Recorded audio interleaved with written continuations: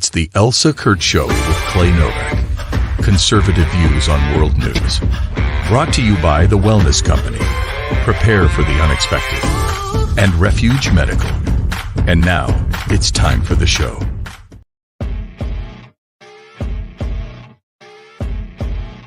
Well, hey there. How are you? I'm good. How are you? I'm good. I was just whining and complaining to Clay beforehand that I'm once again discombobulated. I just, when plans go awry, I'm not one of those people that bends well. when they don't go my way. It's the price to pay for being a good grandma. Like that's where you're at. That's what it is. Yeah. That part was fantastic, and yeah. They're so fun over there. They're gluttons for punishment. They added 2 puppies to the mix, so it's 3 kids under 3 and under, and 2 puppies, so 5 under 3. It's a fabulous zoo over there, and you just fly by the seat of your pants, and it's wild and fun and great. That part was great. When I came home, I just had all these plans of how my day was going to go, and it didn't happen. So I have to put on my big girl pants and just get over it. Okay. So for our audience, it's Wednesday. It's 5 p.m. Central, 6 p.m. East Coast. And if we see a little bit of crabbiness out of Elsa, we now know why.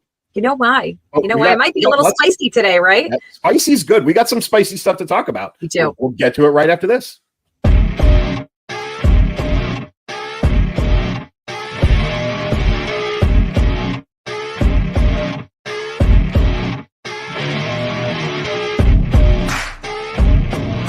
Oh my goodness. So, right off the bat, and, I know Clay and I both know that there was so much in the news cycle that it's actually so difficult to choose just a handful of things, because otherwise we'd be talking for hours. And I know we're fascinating. I know that we are, but I don't know if we can keep your attention that long, huh? Yeah, we could, it's a 24-hour news cycle, so things never stop. Yeah. We do this once a week, so things pile up. And this, this happened. The interview with Bret Baier and Vice President Harris happened last week, right after we recorded. Yes. This is, it's a little bit on the, taking it back off the shelf, but important to talk about. What did you think? Oh my goodness. Well, talk about hostile. We were just saying that I'm cranky, and I guess you could call me a little hostile today. Not towards you, of course, just in general. Wow, what a contentious, hostile attitude that she had. And it is important to talk about because, we have 14 days? I think we're at 14 days. Yeah. And it is so critically important to put the spotlight on the fact that this woman cannot handle anything that isn't scripted, that doesn't go her way, that isn't completely controlled by her and her handlers. And this is an amazing example of that, because this is a woman.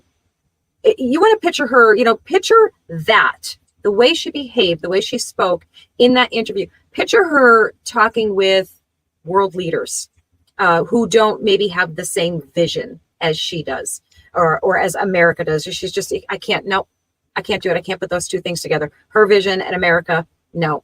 But, that was a really good glimpse into how poorly she can handle confrontation. Questions that are challenging and difficult for her. And I think it's incredibly important to talk about how that interview went, right? Yeah, I think your point about world leaders is very, very valid in the sense that, she is used to the deference paid to, her as the vice president, presidential candidate, our media minus, this past interview has been very, very friendly to her. I guess a little bit of challenge from 60 Minutes, but even that's been edited. We know that was a disaster. Yes. But her sitting in a room with Putin or with Netanyahu or any of those folks who have zero obligation to pay any deference to her whatsoever. Right. How is she going to handle it? Because Putin's no joke. And the current administration has pissed off Netanyahu to the point where he doesn't care either. Right? Yes. Yeah. So if he's going to, play in the big leagues and sit in a room with these folks who are not going to toss her softballs, they're not going to make things nice for her. Right. Is this how she's going to act? Yeah. Is she going to do the I am speaking thing? That's going to go over not well at all. You know? And firm diplomacy is one thing, right? Mhm. But she was defensive. Yeah. She was, like you said, it seemed cranky, but there's Mhm. also no exit for that, right? Right. For those that either heard in the beginning or even in the aftermath, I saw a great interview with Brett Baer actually, and he Mhm. kind of laid everything out. So she came from Yeah. an event beforehand. She showed up 15 minutes late. Yeah. They had cut the agreed upon 30-minute time to 25 minutes and then cut it to 20 minutes. Mhm. And then when she started to get amped up near the end and she started to get snarky and she started into the, bad attitude, whatever you want to call it, the Right. four, not one, not two, four of her handlers were, when Brett Baer, if you watch the interview and he was like, they're telling me, I think that he Mhm. said, vehemently, or they're telling me, to cut it off, to end Mhm. the interview. That was not the network. That was her handlers. That Right? was her Her handlers. team Yeah. was given the ceasefire, like, stop this thing right now. Right. So they're not going to be in the room to save her from another world leader. Exactly. That's And this not how is, it works. this is right. And this is like, there's been more examples of her being so handled by her handlers. Now she's got somebody picking for her who to answer questions from. The level of orchestration and control that they're trying to exert over her every move, her every appearance, her every show appearance, everything that she does, the level of orchestration that they're doing. Like, how are you, like you said, how are you going to do this in these real-time settings where you're dealing with the foreign leaders, where you're making executive decisions, where you're, called upon to be present? Do think she's failing already? Her response for the hurricanes, everything that she has been called upon to respond and act in a presidential way, she's failed epically at. And this is like really important to make note of. Yeah, I mean, if anybody who saw, we talked about the Reagan movie. If you've seen the Reagan movie, there was some significant, firm diplomacy that went on between, Right. President Reagan and Gorbachev, and there was a lot of disagreement, but there was also there's a way to handle that, Yeah. right? And it is the stand up quietly and walk away, right? There's Mhm. not the wag your finger and talk over each other and blah blah blah blah blah. And listen, there are a lot of people who are angry with Brett Baer. I will tell you that based on the 30 minutes to 25 minutes to 20 minutes and the 4 pages worth of questions that he had, Mhm. and he wanted to get things done, questions asked, he had to talk over. We talked about it, right? We talked Mhm. about it last week. Yeah. You knew she was going to go into stall tactics. You know Yes. she was going to act like it was a debate, and Mhm. he wanted to get things done. So Right. he had to talk over her to stop the BS Yeah. so that he could get an answer out of her. Mhm. And it was, the classic line of the whole thing was, what I'm talking about? No, I don't know what you're talking I about. don't know what you're talking He was about at all. right? Yeah, And- that was and- great. So right. hang on. So you're saying people were, and I didn't see this. So you're saying people were getting mad that he talked over her? Oh yeah, there was a Oh. lot of accusations of he wouldn't have done that if it was President Trump. If it was a man, he wouldn't have done it. Accusations of mansplaining. There was all of that stuff. I cannot stand when they pull this gender card all the time when it suits them. It's so absurd. Like, no, if you're going to be in that arena, That's toughen right. the hell up and hold your own. He doesn't have to be gentle with you. He doesn't have to treat you like a girl, Nope. And I thought that's what you didn't want to be treated like. Like, make up your freaking minds. What the hell do you feminist ladies want? And you feminist men, femboys, what do you guys actually want? Because you don't get to have it both ways. Correct. We say no, go cry in your corner, go find your safe space, or toughen the hell up. Put your big boy and big girl pants on. If you can't handle it, get the hell out. So if she can't handle a man who's just a journalist interviewing her, if she can't handle and take on that type of attitude, there's no way in hell she'll take on Putin. Yeah. No No. possible way. So No. if that's their argument, that's it. Yeah, and she got animated, and if you go back and you watch, there was probably 70% of her answers were, an attack on Trump, there's no policy, there's no plan, there's no explanation. There is literally, Trump's worse, Trump's bad. right? It's Well, not. Trump's running for office now, when she was, Yeah. when he asked her about Biden's cognitive decline. Trump is running for president. Well, has nothing to do with the question that was just asked of you. Yeah. Like we need to have an understanding of what was going on here over these past 3 years and how badly we've been deceived or attempted to be deceived by you. And her constant go-to, deflect, always to Trump. Well, Trump, I don't want to hear about Trump. I know everything I need to know about Trump. I want to know about you. What do you stand for? What are you going to do? What happened? And as we all saw, did she actually answer? Is there a single question? No. She actually answered. The consensus from everyone, from all of the coverage in the 3 days or so, 72 hours post-interview, was that she did not answer a single question. Right. Not one. Which is amazing. I mean, to not get a straight answer out of anything. And it started right off the bat. She went down she never said she was middle class, but she used everything else. Every single catchphrase she had, in her pocket, she used all of them. And it was as far as getting anything of value out of her, it was a complete waste. Yeah, it was an absolute waste. Yeah. And and it really, I'm not thinking, I'm not silly enough to think that it did or it would, but it certainly should have opened some eyes who, were thinking positively of her. And that should have been a huge indicator for them. I mean, there's so many other things that should be indicators for them. And as I always tell you and I tell our viewers and our listeners, I mean, I see it in my comments all the time.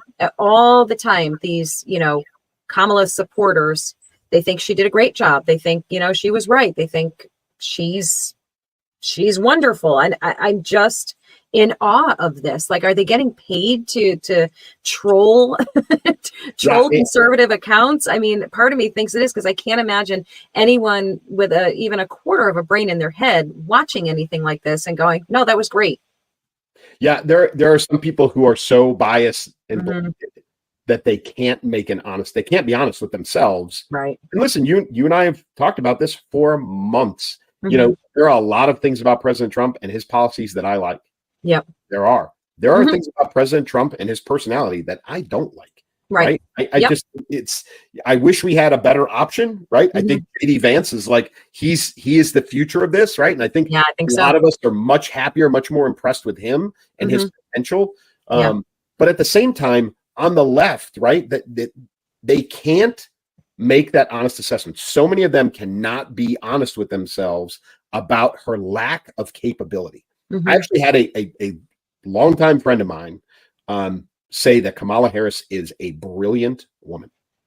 Brilliant. Like, that is so, if you have been paying attention at all in the last 4 years and you've come to that conclusion, you are lying to yourself. Yeah, you have to be. You don't have to like everything, but that's a lie. She is so far from brilliant. It's not even fun. So it's just that's a testament to where we're at right now with all of this. And, we're going to talk about some other stuff, but that interview, like you said, if that didn't open eyes for those folks that are even in somewhere in the middle, that interview didn't show you what you needed to know about her. I don't know what's gonna, truthfully. Right. And you could say for Trump, you may not like his answers, you may not like his response, but at least it's an actual response. At least he gives you an actual answer to the question that you actually asked. Maybe he goes off on a tangent, sure, but somewhere in there's always an answer. Yeah, and he'll stay with you the whole time. He doesn't give a 20-minute interview that he was supposed to show up for. If anything, he does the exact opposite. He arrives on time, if not early, and he almost always stays past his time so he can spend time with the people in the studios or whatever the venue is. He always makes extra time. He probably drives his own handlers insane with that because they're probably not on the best time schedule. I'm sure they know. I've said this before, as an aide for a multi-star, 3-star general, trying to keep, folks like that on a schedule is a challenge, right? Yeah. I was lucky enough. I had a boss who, we had signals worked out, time to go, like we had things to do, but we also had a plan to prioritize before we went into stuff like this. But just, I can promise you his handlers, he drives them nuts. But exactly what you said, when he went on Gutfeld a couple of weeks ago, he stayed afterwards and did an entire interview with Titus. Yes, that was so Right? wonderful. Unplanned, not on the Yes. schedule, right? He just did it. Yeah. And you're right, and that's him hmm as opposed to her. So, Yeah. it is very, very stark, the differences, and we see more and more of it every single day. Yeah.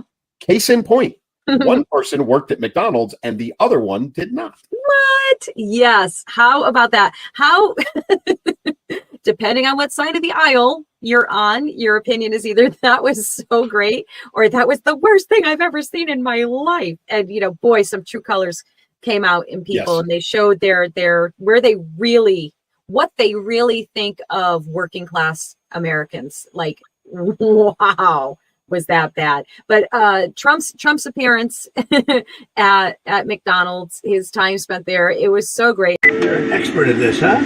How long have you done this? How long have you been here? I've been working now 10 plus. 10 plus, yeah. All different jobs? Yes. She doing a good job? Does an excellent job. She better, right? Does an excellent job. This is beautiful. Let's go. Oh, I see. Now I'm going to see that. Oh, that's your customer out there. Yes. Wow, it's pretty good. Okay, let's say. You believe this? Look at this guy. He's a MAGA guy all the way. Okay, so for his first order. Yeah. Well, that's a good-looking group. Hello, everybody. This is not a normal situation, is it? What a good-looking family. How did you produce those good-looking kids? Oh, they look like they look like the what? How are you? Thank you. Right. People are going to cringe when I say this. I'm sorry, but I find him at times to be absolutely charming. And that was one of them. Sure. That was such a cute grandpa / dad thing going on there that it was charming. And the people that came through, and yes, who was it? Was it Newsweek? Who was it? Or CNN probably. Somebody's head blew off because they were so shocked to find out that this was a planned event, like a publicity event, and that it was very orchestrated, and the McDonald's was actually closed for the event, and that everything was wow, what a crazy thing to do when you have a presidential candidate who's had 2, if not 3, well, I think we're determined that it's 2 for sure, assassination attempts, that they would want to control the environment. How weird. So weird that they would not want just any random person pulling up to a drive-through where he's standing. Yeah, I mean, come on, the things they come out with. Yeah. No, so, yes, it was closed. Yes, it was planned. So the if you don't know about President Trump and his relationship with McDonald's, that is on his plane on Trump Force One every time before they take off. All the press corps, everybody that's traveling with him, they get a McDonald's meal. That's the in-flight food every single time. Right. Yep. So he is a McDonald's fan, like Bill Clinton was a McDonald's fan. Yes. And the McDonald's he went to is owned by a friend of his. So I didn't realize that. Actually, I didn't even know that. Yeah. So that was how that was coordinated, right? And he's a businessman. Like, you think he doesn't know somebody that owns 2 or 3 or 4 McDonald's? Come on. Right. So yeah. they shut it down, right? Yep. Who at McDonald's wouldn't want this? Right. And so he went in there and he worked. He worked, the drive-through. He was, cooking fries. He was doing all the things. But yeah, of course they controlled the environment. Of course they did. Right. It's just such a silly, nitpicky thing. The nitpicking crap that came out of this, I don't know who the newscaster was, and I'm not a fan of Jesse Waters on Fox. It's just, his style is not something I enjoy. But sure. I saw a clip of him going after a newscaster who was reporting on President Trump at McDonald's and said there were reports that President Trump bought the meals for a couple of the people through the drive-through, and essentially what he said was, I think that may be a cause for investigation for voter bribery or something to that effect. And then the guy made a comment about the fact that President Trump was cooking fries without a hairnet, I might add. And it was, even Jesse Waters was like, he pulled the JD Vance card. He goes, "Are you listening to yourself? Good. You hear yourself? You even hear how ridiculous you sound." But that was the road that so many people went down, was to go so weak and low, and this is him, right? This is what he does. Yeah, he is. It is the catchphrase. It's what we, many people, including myself, have been saying for many years now. He is the people's president. He gets out there with the people everywhere he goes, and again, love him, hate him. I don't think anybody's indifferent. It's either one or the other. Yeah. But you cannot deny the fact that he is out there every single day talking with people, meeting with people, hugging people, letting them hug him, just being in the mix with people. And then you have her in these ultra controlled environments where nobody can get to her. And if they do, it's because they're part of their little team, and they're staging it. I mean, let's talk about, what was it? The white dudes for Kamala or something that, it's so skeevy. And it turns out they're all actors, they weren't even, it's so stupid. Yeah. So you want to make those comparisons, go ahead, knock yourself out. But I'm going to take the guy that's out there for real, talking with people and, hearing their stories.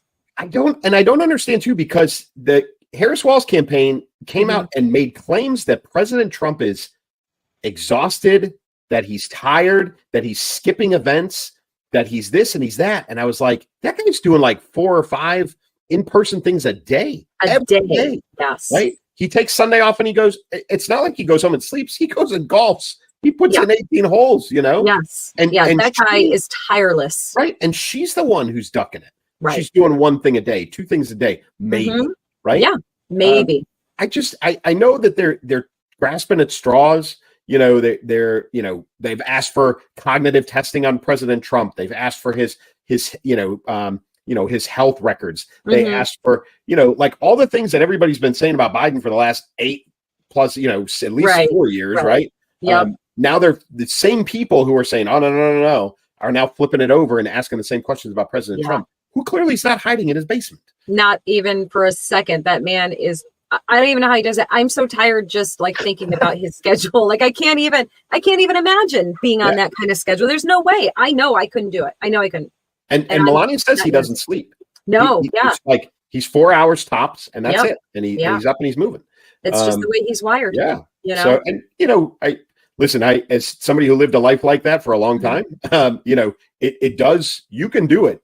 It does eventually catch up to you, but that guy's a machine. I'm super impressed with his stamina, physical and mental staminas at any age, let alone he's in his mid to late 70s. It's phenomenal. The guy is incredible. So they are grasping at straws and attacking him for working at McDonald's. By the way, did you see the lines and like people that were just everywhere? Everywhere, yes. Oh, it's incredible, just incredible. And the memes, I even made one too. Did I put it up here? The memes that came from his putting his hand out the drive-through window and all that. It was just so awesome. Yeah, here's mine. Yeah, see ya. Right. Bye-bye. Go now. No, I thought, I think your point about this is who he is, but yes, it was staged, and of course it was staged. But that's not new, right? People want to make this sound like, it's some sort of blasphemous thing that he's done. Right. Think back 4 years ago to the last election. Think about all the things that President Biden didn't do. Right. He when he wasn't in his basement, which was the vast majority of this time, he was stepping into stores that forced people to eat outside, right? That only could have 1 or 2 people inside at a time. He wasn't even capable of interacting with people. Nope. Right. So to compare what President Trump does to really anybody else in recent memory is crazy. It's ludicrous. Yeah. Oh, it's insane. And, it's even more laughable because while Joe was, still in the mix here for this election cycle, everything that Trump did, they tried to copy. Trump went to another like fast food or like convenience store or something. Remember that whole thing where that woman came up and hugged him, and now she's on his campaign trail speaking at multiple events. She'll have her own show. If she doesn't already have it, she'll have her own show. I forget her name, but she was great. It was like I'm not going to remember what it is. It was like Kayla or Caitlin or something like that. She's phenomenal. And then within days, they have like the Biden version of that, which is so awkward. It was so awkward and bad, and they can't even do that with her because she's so profoundly unlikable that they won't even subject her to that. Although I did hear, I think something about her making an appearance at a Five Guys. I don't know. We'll see. I have no idea. I think there was a really, really dirty joke in there. So I don't know. Yeah. Yeah. Oh, We won't touch that one. But, we'll yeah. leave that one alone then. maybe I didn't read that whole Yeah. thing. Did Yeah. I? That might be an after-hours show or something. I don't know. Yeah, which is actually really funny because as I was saying it, I was thinking that doesn't sound good. Yeah. Nope. Oh well. All right. Let's shift gears off of that right away. Let's do. Yeah. Let's do. Hey, Where are we going to next? No, Which one let's are we go. Let's go international. I think this is Okay. pretty important. So, Yeah. this week, so UN actually it was late last week. It came out. Mhm. UN report about the dangers of trans athletes in women's sports. So the UN has a designated, and I'm going to make sure I say this right because it's a very Mhm. European word. Okay. UN Special Rapporteur, right? Oh. RAPPORTEUR, Rapporteur. Focused on violence against women and girls, not specifically about sport, right? So that's where this comes from, and the perspective matters. Now, her name is Reem Al Salem. I don't know what country, what UN country she's from, but she's the one who sat down and testified, sat in front of the UN General Council, and offered her expertise in this. And where she sits on this is exactly where most of us sit. Right. She went so far as to say that the U.S. specifically and the Western countries who are in this of the same vein, specifically, I think she was referring to Canada and some of the Western European countries, allowing trans athletes to compete against women is a danger to women globally, right? I mean, it feels like common sense. It's amazing that it has to be said out loud in this arena, but yeah. So this is now the United Nations saying this, right? Mhm. This is a United Nations representative saying this to the UN General Council. So this is a blast against the U.S. This is a blast against the Western European nations that are of the same mindset. And what she said was, this is, again, common sense and the things that we've been saying. This takes away opportunities for women and girls to compete. It takes away notoriety. It takes away financial gain. It takes away scholarship and education opportunities. It's all the things that our Title IX, and she actually mentioned the United States Title IX. It's all the things that our Title IX was designed to provide for women, right? And she said the opportunities, all of that is already going away because we are allowing trans athletes to compete against women. And her solution is and was a separate category, which again has been brought up since the beginning of this argument and discussion. Right. If you want to compete, absolutely. And everybody's fine with that idea. Like, go for it. Do it. Like, that's wonderful. I think they should have their whole own thing. I mean, that's, correct. And whoever it wants to watch that, you watch it and participate in it and do all the things, but you have your own lane. You would think they'd be happy about that. Now you've got your own special lane. That's all for you. I mean, that should be a wonderful thing, right? If you're legitimate and, truly love your sport or whatever it is that you're doing and want to compete in a fair manner and not just, go for the easy mark or the easy win, which is what it certainly seems to be the case. In a lot of cases. Yes. Right. I mean, it is crazy. So I was, looking it up when you proposed the topic. I looked it up and it's crazy. It says UN official calls for female only sports categories after women athletes lose 980 medals to trans opponents. 980 medals. So that came out just today. The math, right? The tangible. Now, what is not yet hasn't been revealed is what level of competition are we talking about, right? And across what sports? Yeah, I think they said it's across 32 sports, but they didn't say what sports. Right. They also didn't say at what level of competition is this. So the number technically could be higher if they're only talking about a professional level and not including academic levels, like college sports and high school sports. But they took the time to track this down and add this up. Yeah. And it's a number that's large enough to catch people's attention. So that came out today.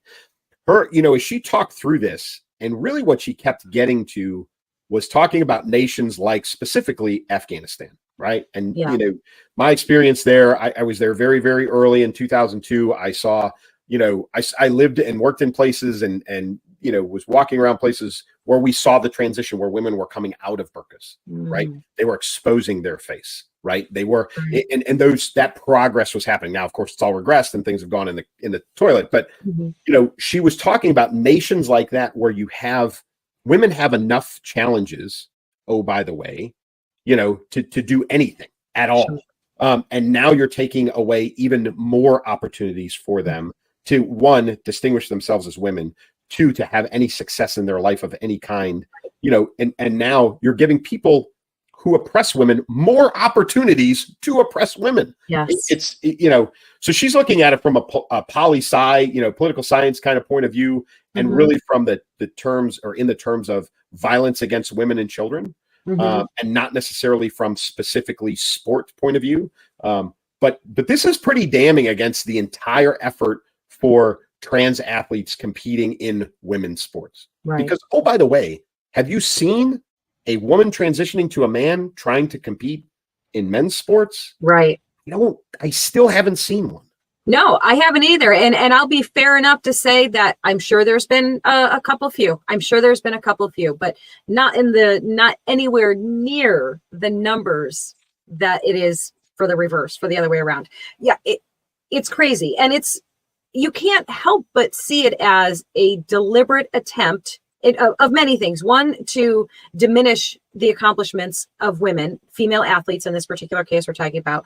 And again, I said it earlier, easy mark. Like, here you are, you have, the height advantage, the strength advantage, the speed advantage in, I don't know what the percentage would be, but, probably close enough to 100%. There's going to be exceptions to that rule where there's certainly women who are physically stronger than certain men, but those certain men aren't trying to get into the sports that those certain women are participating in. So, this is very, it's obvious to anyone who is willing to see it for what it is. And she did bring up the safe spaces, the locker rooms, the bathrooms, that she is concerned about that as well. Like, that is in this study that she put out, or the report she put out. Mhm. So she didn't, again, this is about violence against women and children, and she's taking the entirety of this situation into account.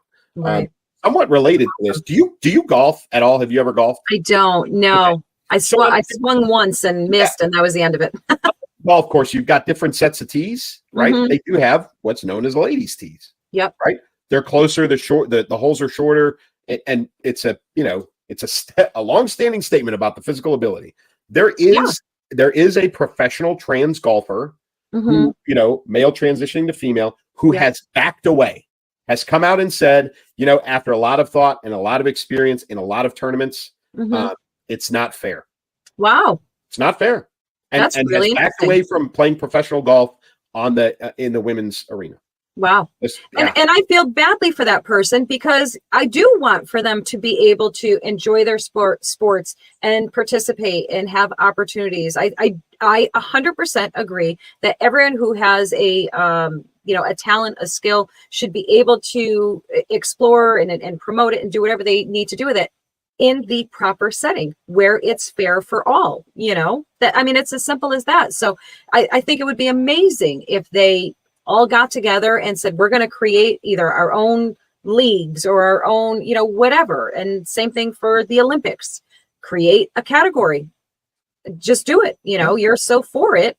Listen, we've got senior Olympics, we got Special Olympics, we got I don't Olympics, right? Yeah. You have all the variations. Add one more. Yeah. Why not? I don't get it. And she, if I remember correctly, there was even a mention, although I think fairly small, about, because she came in with some, recommendations, and one of them was something that was a very hot button here in the United States, and that was essentially gender exams. Okay. She promoted. She thought that was appropriate and applicable, in the sense of, like, listen, as a competitive athlete, your privacy in most cases is now gone, right? Everybody goes through health exams, right? Everybody goes through drug testing, what I mean? Everybody goes. So, the idea of, gender exams, she thought was, appropriate and should be part of this.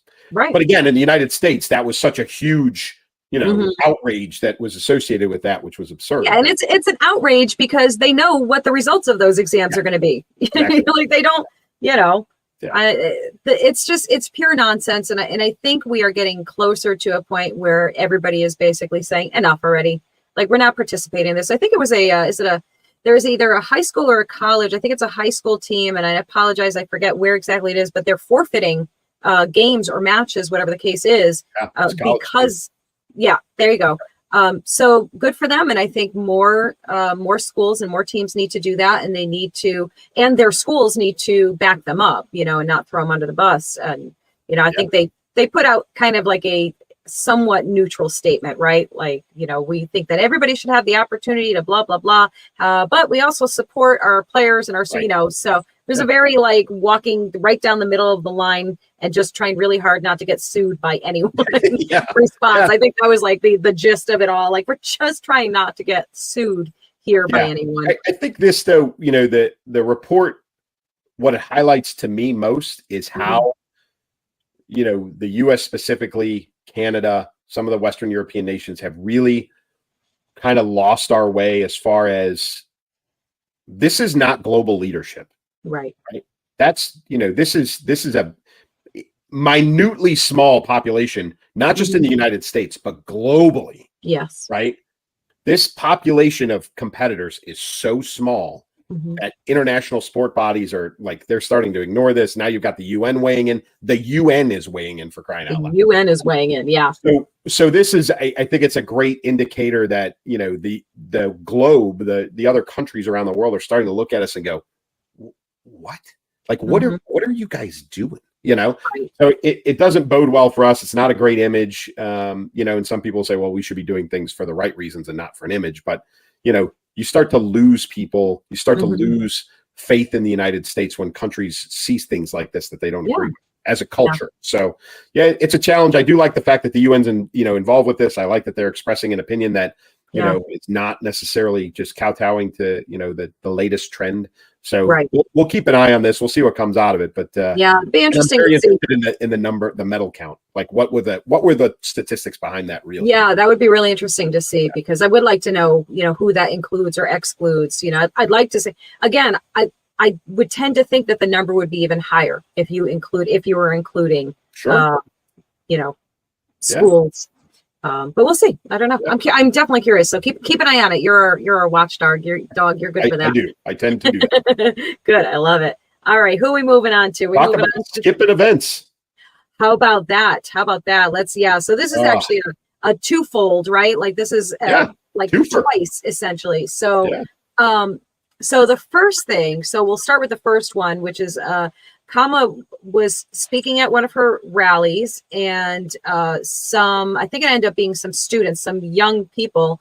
She was talking about Roe v. Wade and all of that. And somebody in the audience shouted out, Jesus is Lord. And she said, you're in the wrong rally. And then she went on to tell them that that rally is down the road and it's much smaller. Like so insult. And that should have been a nail in the coffin for her as far as the Christian vote.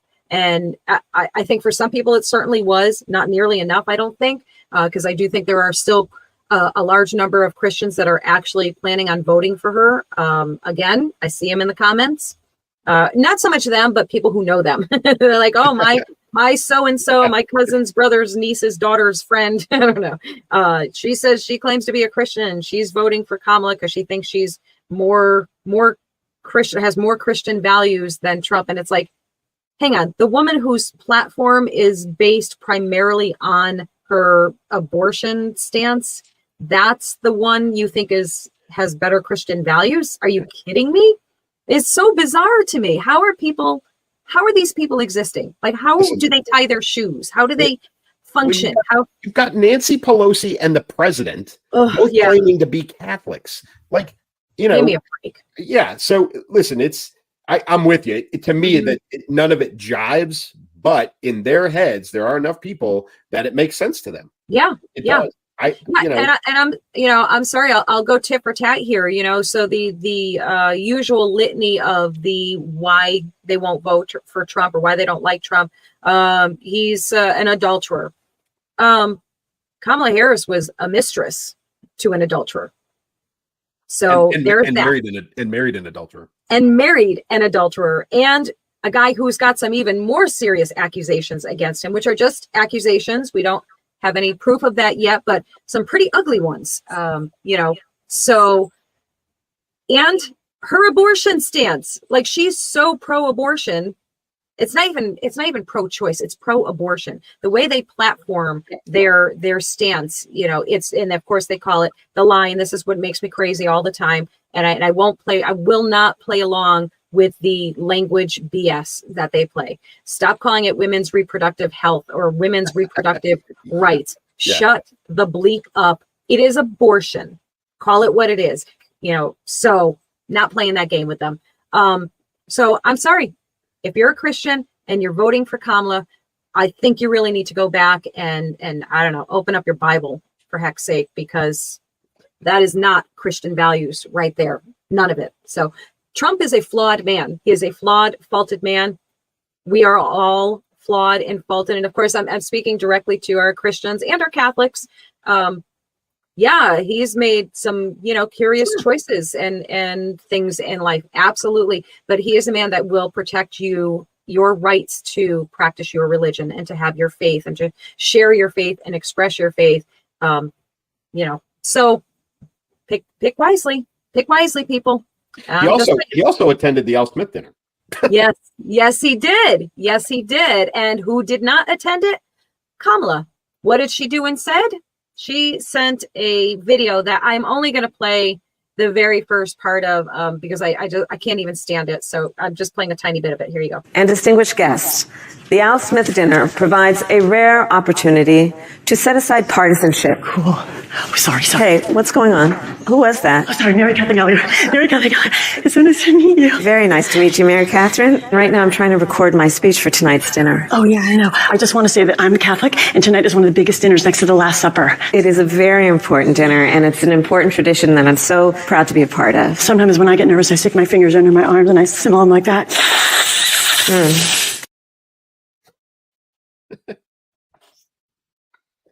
I used to love Saturday Night Live, and I actually even used to love that skit. I found Molly Shannon to be very funny. Yeah. I don't so much anymore, like really any of them, I don't think. So let's, so mockery of Christians part 2, really. So to do that skit, to send that skit in and think that that was a good idea, to compare a comedy roast charity dinner to the Last Supper, kind of a slap. Like, that's funny to Christians, to Catholics. Listen, if she was standing there and delivering that stuff, right, as a willing participant, right, sure, like President Trump did, right, if she was standing there and making those kinds of jokes, in the face and in front of, and have the guts to do it in front of all of those Catholics, totally different. Right. At least it would have a little. Well, she free cred. We talked about this before. Can't do anything without a teleprompter. Right. There was a rule: no teleprompters. Right. Yep. Can't have it. So she can't do it. She's not funny. No. Right. And nope, not at all. She didn't have the guts to stand in there and take, not just dish it out, but she couldn't take the shots. Right. Chuck Schumer took shots. From President Trump, which were hilarious, by the way. And even Schumer laughed. Yes. Right? Yeah. He may have been seething inside, but you put on the face. Right. You do the things. You show up. Like, is she going to bow out of the press corps dinner if she becomes president? Right. The right? The one that they go to and they all get roasted and, like, is she not going to do that? What's going to happen? Like, is she going to, I know she just had Molly Shannon and they were doing a Saturday Night Live thing, but listen, Saturday Night Live is, and you're right. I haven't been a fan for a long time. I do like the news, how those guys write jokes. They're always good. Make them I agree. Like, that's funny. But there has been a turn. Like, she's taken, there's been some folks taking some shots at her on Saturday Night Live. So how is she going to manage that if she's president? Like, this whole thing, it's such a character flaw in who she is. Yeah. Yeah, because, all of the things that she'll get roasted on are things that she genuinely cannot answer. And I don't even know if they would be brave enough to, make light or make fun about the, is she black or Indian controversy, but those are, a roast is a roast. So you go some pretty uncomfortable places with those things. And she would never in a million years be able to handle that, and I think that was part of the decision-making process, that like her handlers and her even know that she can't do it. She can't hang. She can't, like you said, she can't go without a script, without the teleprompter telling her exactly what to say. And we've seen that enough times to know that that is an absolute fact. The minute she is asked a question where there is no script and no teleprompter to tell her what to say, she just fumbles and bumbles and, does those incredibly bad word salads that, say nothing. Community banks are in the community, come on. Did you see just the other day, she was off script and she said that vice presidents are not essential to their presidents? She said that as the sitting vice president. Totally off script. Yeah, vice presidents really aren't that essential, to their president. Yeah. Okay. Well, how about that then? Like, yeah. So yeah, she can't do it. She can't stand in there and swing. She can't take the punches, Nope. and honestly, her delivery, I think, would be so bad that everything that came out of her mouth would sound not only would it not be funny, it would sound mean. You know what I mean? Yes. Like, that's just who she is, I think, and how her delivery would come out. Where, President Trump's like, hey, Schumer's here tonight. Hey, Chuck, your party's so woke, you may actually end up being the first woman president. And it was funny. Yep. And Chuck's sitting there and he's shaking his head and he's chuckling to himself, right? Yep. She couldn't pull that off if she tried. No, there's she just can't. And the proof, and if anybody, like, here's the proof. She didn't show up. She sent in a video. Nothing says I can't hang more than that. What was the video her was cringe. The video is super cringe too. Oh, it's like, so cringe. It's so bad. It's so awkward. It's as bad as her fake Obama call, they did when, they're all so bad. Or there was another one too that she did with some other actress. Like, that's all she can do. Highly scripted, highly edited, and even those, they probably had to do like 50 takes for her to like seem vaguely likable. Yeah. Oh, yeah. Again, I know I'm a broken record, guys. We got 14 days. Is that what you want in office? Is that what you want running this country? Years. Yeah. 4 years. For 4 freaking years. You want that woman, Kathleen, in your face, giving you word salads, never speaking candidly or off a teleprompter, only associating with celebrities. Literally, that's all she does. Makes all her appearances. And then there's the other thing that she wimped out on, Joe Rogan, the Joe Rogan experience. Yep. There was the rumor that she was going to go on there. And, that I'm sure that was maybe just that, like somebody floated it out there. He put an open invitation out to both of them. President Trump is doing it. He's doing his show this Friday. Yep. And she has said absolutely not, because she can't hang. She can't hang. She can't do it. No, instead she'll go on, call her daddy, which is, she's basically supposed to be doing a town hall tonight. Again, today's Wednesday. Anderson Cooper, again, throw the softballs to her, right? Yeah, exactly. And I can promise you that everybody in her town hall audience who asks a question will be highly vetted. She'll know what the questions are. Like, it'll be just like everything else. Yeah, absolutely. Yeah. Just like the one she just did with who was that? Maria Shriver, right? Yeah, Shriver. Yeah, same thing. Yeah. Yeah, super cringy. Same thing. Wouldn't let, anyone ask questions that were not pre-planned and prepared. Yep. So, and that's, it's par for the course. It is. Are we going to see an October surprise? We're running out of October. Running out of it. We're almost at the end. Right. But this, right, we're gonna get this last one in here. Yes. This is a bit of a bombshell. Yeah.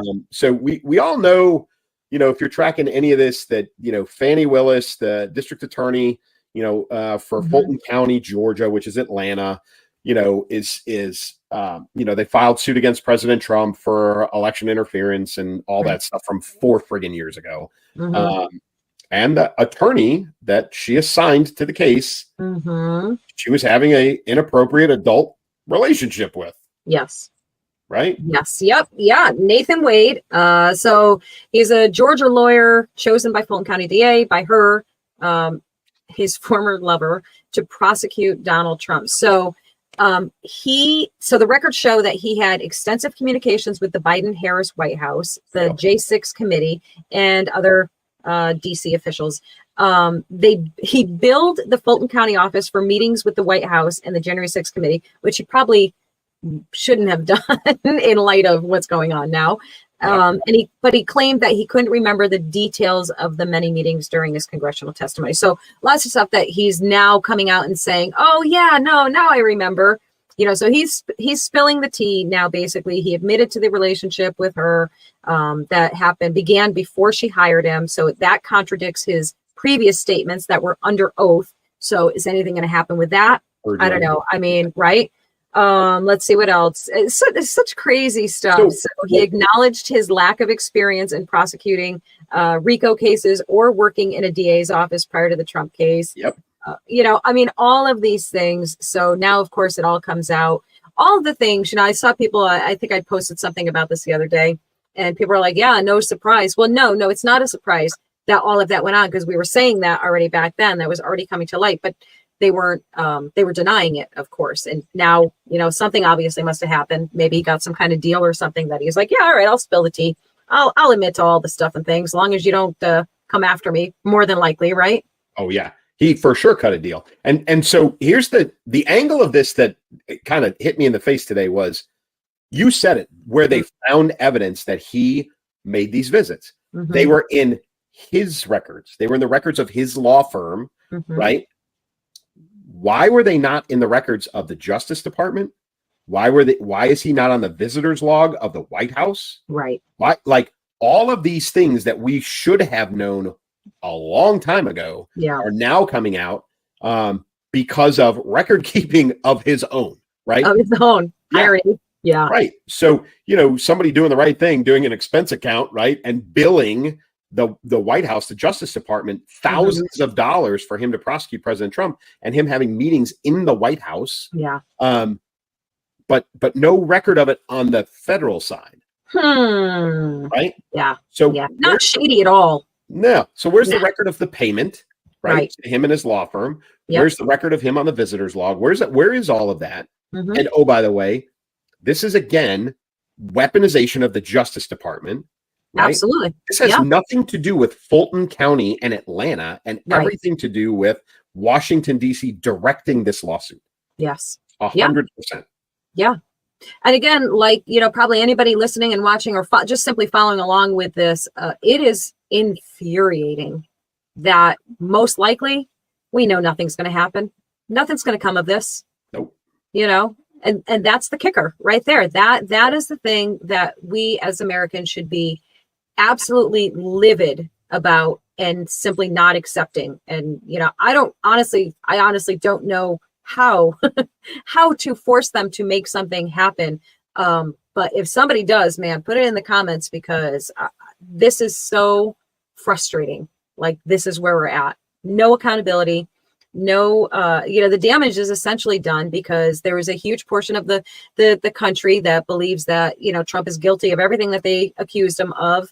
And, again, lies upon lies upon lies upon lies. And they get away with it. Nothing will happen. He'll serve no jail time. He'll have no, financial losses from this, no penalties.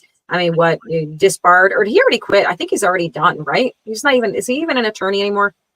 I don't, that's a good question. I'm not sure, but we should go back, because we did 6 months ago, we did an entire show about all of the lawsuits. Remember? Right. We walked through we should go back and clean that up. Like, go back and watch it again and go, hey, okay, well, this one's done. This dismissed, this delayed, right? And check all that out, because we have, like you said, nothing's going to happen with any of this stuff. No. And we've all kind of lost the bubble on the number of trials, what they're for, what the outcomes have been. All we know is the same statement we keep hearing. He's a felon.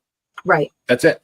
Yeah. Yeah, and he's not. They keep calling him a convicted felon. He's not a convicted felon, guys. Nope. I know you want him to be, but he's not. He's And not. the woman who, and I love her beyond words. I love her.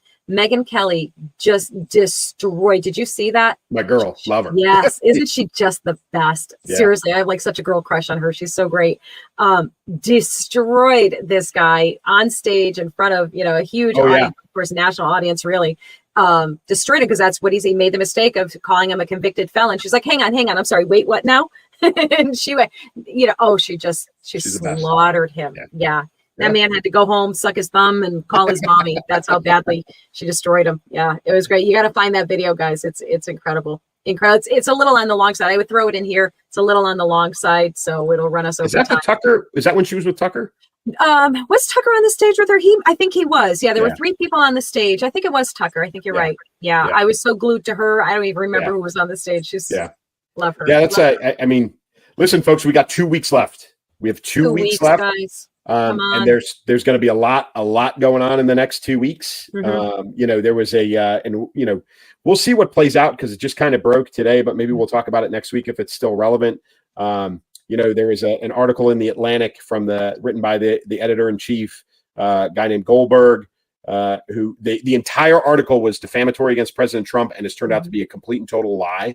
100% the entire article. And while I hate to say we're all used to that kind of thing coming out of journalists nowadays, the important thing about that is that's the same guy who wrote the article that said President Trump called soldiers suckers and losers. Same guy. Right. So now we know he's a liar. Right. And that entire claim, liar, piece of that garbage. entire claim's been under scrutiny for 4 years or whatever it's been. But that's the same author, right? It's the same, and he's the editor-in-chief of the Atlantic. So if that continues, right, those are the things that have the potential to turn some heads over the next couple of weeks. Yeah. If that particular one's still relevant a week from now, we'll talk about it. But folks, hang on tight because we got 2 weeks left and it's going to get crazy. Yes, hang on tight. And listen, I know a lot of you don't get political on your own personal pages, and I totally get it. I totally understand that. But I'm sorry, bombard them with facts and information. You'll get somebody to pay attention. You'll get a lot of people to block you and unfriend you and unfollow you. So come on, you can do it. You can handle it. You're fine. You can do this. But yeah, no sitting quietly and hoping for the best. You have to make the best outcome happen. I'm just, I try not to be anxious. I try and get my Christian faith in line. I work on it, but boy, this stuff, it makes you anxious for sure. But as usual, you know what we're going to do. We're going to keep watching everything. We're going to keep bringing you all the news and all of the stuff and things. And I don't know. Anything else you want to tell them, Clay? So I'll pitch this to the audience, right? And we, Elsa and I both watch the comments on Facebook and on YouTube especially. If you guys have a recommendation, Elsa and I have never done a live show. Elsa's done a live show. I've never done a live show. What do you think? Maybe would we consider an election night? I don't know what your plans are for election night. Oh, yeah, no, I think that would be a great idea. I would totally be into that. Yeah. Right. Maybe we do an hour, like late in the evening, like as the reports start coming in. Right. I think that's a great idea. Yeah. Maybe we do a live one in a couple of weeks. What do you think, audience? You guys tell us. If we do a live on election night, are you guys going to tune in? You tell us yes or no, and then we'll make a decision. How about that? I like it. That's the plan. All right, guys, you know what to do. Last thing from me, I'm very excited. When you guys are watching this, my book series, my 6-book series will have it's the official release date. So it is available now. If you are a fiction reader, it's out, it's on Amazon, and you can get it, and you can get it as a gift for people who do love that type of book. So so I'm excited. Yay. Happy book birthday to me, and real birthday. It's awesome. Yay. Yeah. Oh, all right, guys. We will talk to you in the comments, and we hope you have a great evening, and we'll see you next time. See you next week. Keep moving, keep shooting. Combat veteran Terry Davis traded a life of adventure and violence for the quiet of the Midwest prairie. But when he catches wind of a potential terror threat to the country he swore to protect as a young man, his instincts make it impossible to stay on the sidelines. Testing off his years of training and experience and his guns to protect himself, his loved ones, and his nation, the aging warrior winds up in Tampa, making friends and meeting enemies along the way. As the threat slowly takes shape and reveals itself, Terry relies on the smarts and skills that kept him alive through years of combat. Yet the threat is much bigger than he realized, and he's not sure who he can trust. The one thing he knows for sure is that if he wants to stay alive, he needs to keep moving, keep shooting. Get ready for the much anticipated return of Elsa Kurt's beloved series, Welcome to Chance, on October 24th, 2024. Set in coastal New England, this small-town saga captivates with its intricate tales of life and love. Follow the intertwined lives of 5 unique families as they navigate the complexities of their picturesque community. Experience the charm and drama of Chance, where every character has a story that tugs at your heart. Whether you're a returning fan or a newcomer, there's something for everyone to enjoy and connect with. Pre-order your copy now and immerse yourself in the enchanting world that Elsa Kurt masterfully brings to life. Don't miss the opportunity to fall in love all over again with the unforgettable stories of Welcome.